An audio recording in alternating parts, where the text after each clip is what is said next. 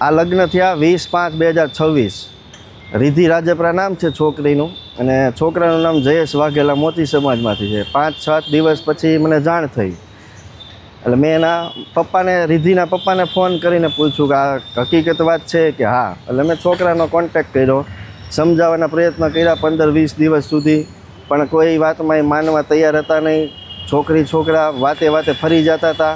એટલે ગઈકાલે નહીં ને ગઈકાલે જ એના મમ્મી પપ્પા સાથે મળવાની મેં મિટિંગ ગોઠવી હતી, પણ એ લોકો કે થોડી વાર અહીંયા આવો ને આમ આવો ને તેમ આવો ને એવા બધા નાટક કરતા હતા. એટલે મેં મિટિંગ માંડી વાળી અને કીધું તમે તમારી રીતે, હવે સમાજની રીતે તમે તમારી લાઈફમાં જેમ જીવવું એમ જીવજો, એમાં કોઈ પાટીદાર સમાજ કે બીજું કોઈ તમને કાંઈ અડચણરૂપ થતું નથી. અમારો ખાલી કેટલો સંદેશ છે કે પાટીદાર સમાજના કોઈ પણ ફંક્શન, કોઈ પણ સ્ટેજ ઉપર, કોઈ જાહેર કાર્યક્રમમાં તમને કોઈ દિવસ ચડવા દેવામાં નહીં આવે.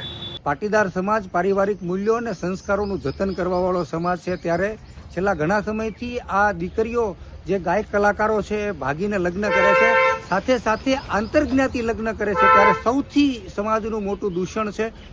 સામાજિક રીતે આ વ્યવસ્થા ખોરવવા માટેનું મોટું દૂષણ ગણી શકાય. સામાજિક વ્યવસ્થા આ આંતરજ્ઞાતિ લગ્ન છે એ સામાજિક વ્યવસ્થા ખોરવે છે.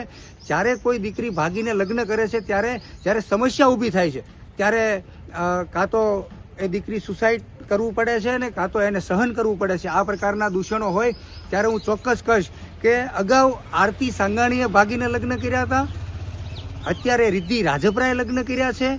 ત્યારે સમાજને હું કહીશ કે સ્વતંત્રતા આપ્યા પછી આ દીકરીઓ જ્યારે સ્વતંત્રતામાં ફેરવે છે ત્યારે બીજી દીકરીઓને નુકસાન થતું હોય છે. જે જેન્યુન દીકરીઓ છે, જે નાસા અને ઇસરો જેવી સંસ્થાઓમાં નોકરીઓ અથવા તો એ સ્થાન મેળવવા માટે જ્યારે આતાતુર હોય અને એ સ્થાન મેળવવા માટે સક્ષમ પણ હોય, ત્યારે આ દીકરીઓના લીધે જ્યારે આ મોટું દૂષણ ગણી શકાય. ત્યારે સમાજના આગેવાનોને હું કરબદ્ધ વિનંતી કરું છું કે સરકારશ્રીમાં વિનંતી કરે કે સરકારશ્રી આ વિષય ઉપર કાયદો બનાવે ને ભાગેડું લગ્ન વિષય ઉપર જ્યારે આ કાયદો રચાશે ત્યારે ચોક્કસ આ દૂષણ અટકશે. અને આવી દીકરીઓ જ્યારે ભાગીને લગ્ન કરે, આરતી સંઘાણી જેવી દીકરીઓ ભાગીને લગ્ન કરીને સોશિયલ મીડિયાની અંદર પોસ્ટ કરે, મીડિયાની અંદર જ્યારે વાતાવરણ બગાડે, ત્યારે ચોક્કસ રીતે સમાજને આ ચાખી ન લેવાય અને સમાજનું દૂષણ ગણી શકાય. રિદ્ધિ રાજપરાએ જે લગ્ન કર્યા છે એ પણ દૂષણ છે.